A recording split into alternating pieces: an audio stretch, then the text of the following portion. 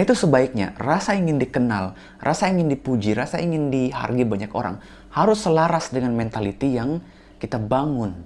Siapkan dulu mentalitinya, siapkan dulu kualitasnya, siapkan dulu kemampuannya, baru kita kemudian ready atau siap untuk menjadi dikenal.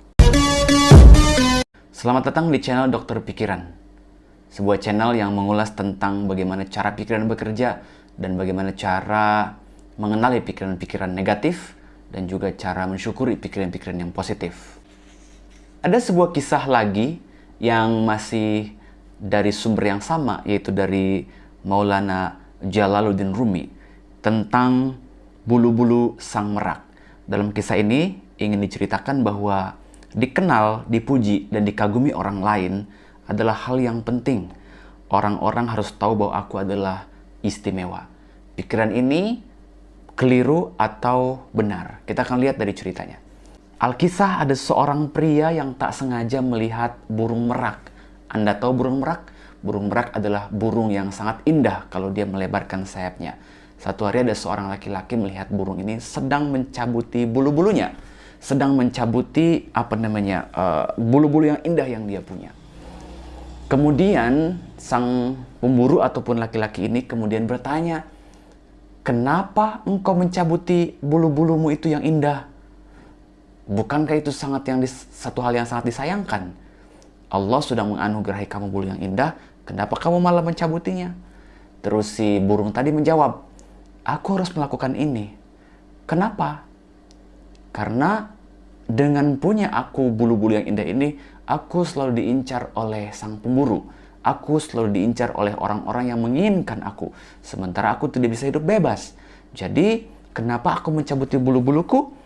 Agar aku tidak dikejar oleh orang-orang. Dan aku juga punya tujuan untuk bertahan hidup." Kemudian si pria itu mengangguk-angguk dan dia bilang, "Benar juga ya," gitu.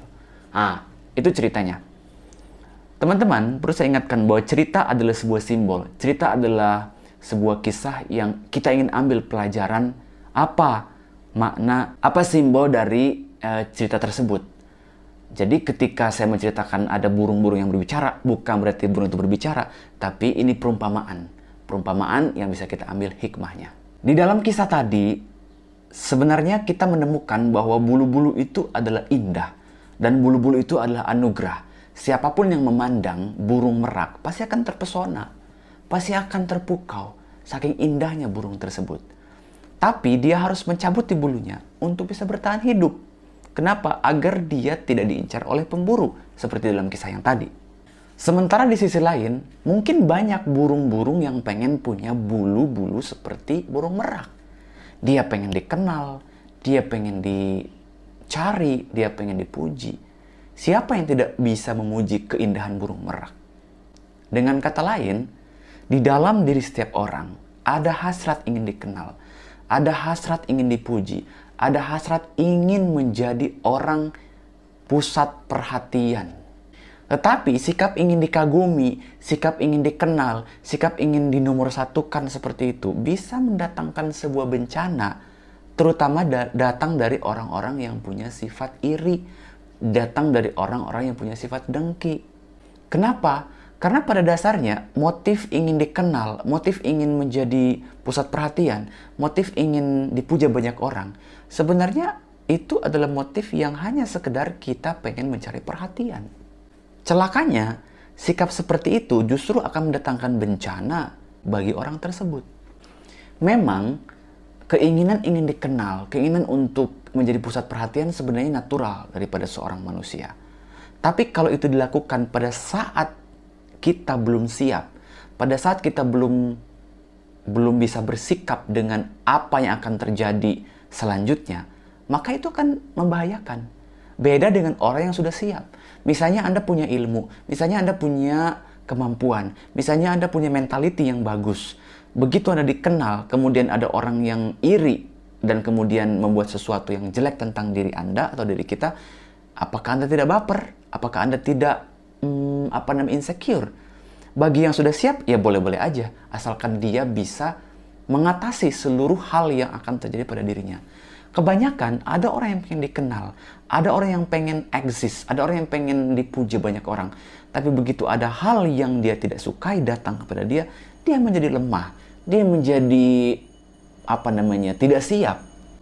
Karena itu sebaiknya rasa ingin dikenal, rasa ingin dipuji, rasa ingin dihargai banyak orang harus selaras dengan mentaliti yang kita bangun.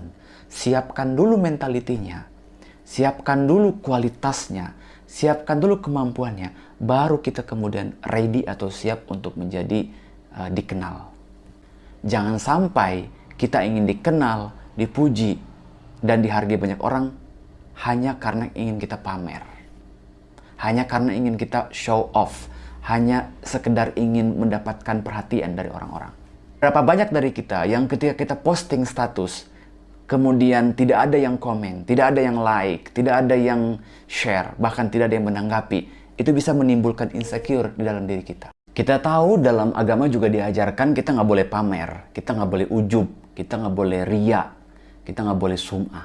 Ada 4 sifat hati atau sifat yang harus kita hindari agar kualitas diri kita terjaga. Apa itu? Ria. Ria itu keinginan ingin dikenal, keinginan ingin dihargai, perbuatan-perbuatan kita ingin dilihat oleh orang. Kedua adalah sum'ah. Sum'ah adalah perbuatan kita yang baik ingin didengar oleh orang. Rasanya bahagia kalau kita dengar perbuatan kita sendiri baik.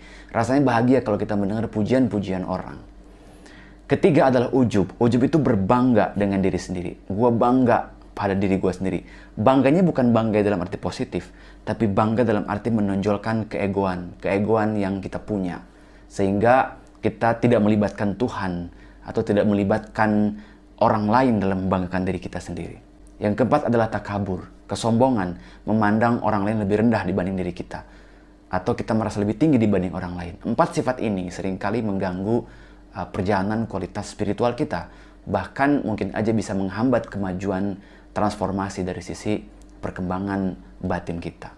Kisah burung merak tadi sebenarnya mengajarkan kepada kita adalah bahwa ketika kita melakukan suatu perbuatan, melakukan suatu aktivitas, ingin menggapai mimpi-mimpi yang kita inginkan, jangan hanya ingin mendapatkan gemuruh tepuk tangan orang lain, tapi lakukan semuanya adalah karena emang itu adalah kualitas dari batin kita.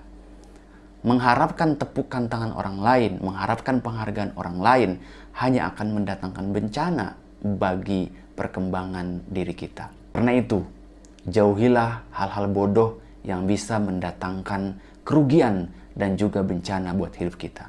Kembali ke dalam kisah burung merak tadi ya, sebenarnya burung merak tadi itu dia harusnya bersyukur karena dia dianugerahi kualitas dari bulu-bulu yang indah.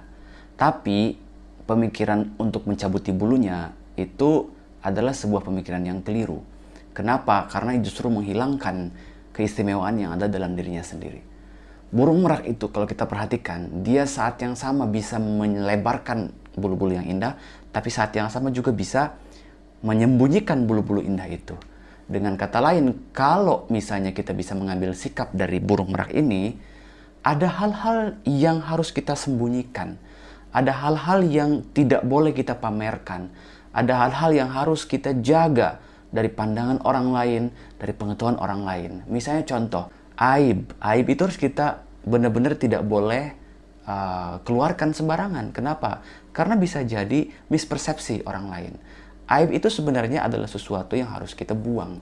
Tapi cara membuangnya jangan dengan cara menceritakan ke orang lain, baik posting status maupun share yang kita bisa share ke sosial media. Kenapa? Orang akan membuli, orang akan bertepuk tangan atas kegagalan, atas sikap buruk yang kita punya. Jadi itu harus disembunyikan. Sifat negatif kita sembunyikan dari pandangan orang lain. Kedua adalah sikap-sikap yang baik. Barang-barang yang kita punya yang berharga harus kita jaga dengan baik. Jangan meletakkan barang yang berharga di tempat yang bisa dilihat banyak orang, karena bisa mengurangi nilai dari barang-barang tersebut. Kedua, bisa juga mendatangkan bahaya. Orang bisa mengambil atau menginginkan barang tersebut. Seorang penggembala tidak akan membawa gembalaannya ke kawasan atau kawanan serigala, karena pasti itu bisa membahayakan.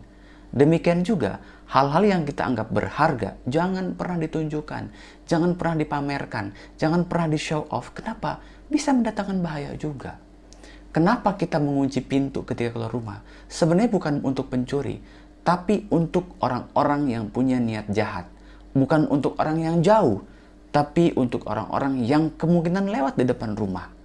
Kemungkinan dia melintas, dan begitu dia melihat kesempatan, maka pencurian mungkin akan bisa terjadi karena kita tidak menyimpannya dengan baik. Nah, barang-barang aja yang berharga kita jaga sedemikian rupa, sifat-sifat baik di dalam diri kita juga harus kita jaga dengan baik. Kita punya nilai-nilai kebaikan. Kalau belum saatnya kita munculkan, jangan dimunculkan. Tahan. Atau kita simpan untuk diri kita dan untuk orang-orang yang sekiranya layak mendapatkan layak mendapatkan apa yang bisa kita tampilkan. Burung merak tadi sebenarnya dia bisa menampilkan bulu-bulu indahnya pada orang yang tepat, pada orang yang kira-kira layak untuk menikmati keindahan bulu-bulunya, bukan pada orang yang sekiranya bakal menjahatinya. Karena itu teman-teman, tidak semua orang di dunia baik dan tidak semua orang di dunia juga jahat. Tapi kita nggak bisa menilai siapa yang jahat, siapa yang buruk. Yang perlu kita lakukan adalah hati-hati dalam bersikap, hati-hati dalam berperilaku. Terutama hati-hati ketika kita di zaman sekarang memposting hal-hal yang sekiranya sensitif. Banyak orang yang mengalami kecelakaan atau pencurian ketika dia sembarangan memposting apa yang dia punya. Jadi, kesimpulannya adalah jaga diri kita baik-baik, jaga hati kita baik-baik. Jangan sampai nilai-nilai kebaikan kita rusak hanya karena kita ingin pamer, hanya karena kita ingin dipuji, hanya karena kita ingin mendapatkan perhatian ataupun pujian ataupun kekaguman dari orang lain. Seorang teman pernah menasihati saya, untuk apa memposting sesuatu yang sekiranya hanya mendapatkan kekaguman? Itu nggak ada gunanya, ya. Tapi postinglah sesuatu yang bermanfaat buat orang lain. Bagilah sesuatu yang bermanfaat buat orang lain. Dan berbagilah sesuatu yang sekiranya bisa membuat orang lain juga jadi berubah ke arah yang lebih baik. Itulah tadi cerita dari Rumi yang dipopulerkan dalam kitab Masnawi. Semoga jadi bahan pelajaran buat kita. Senantiasa kita terus menjadi lebih baik dan lebih baik lagi. Jangan lupa bantu channel ini untuk bertumbuh dengan cara subscribe, like, and share atau komen. Terima kasih. Selamat istirahat.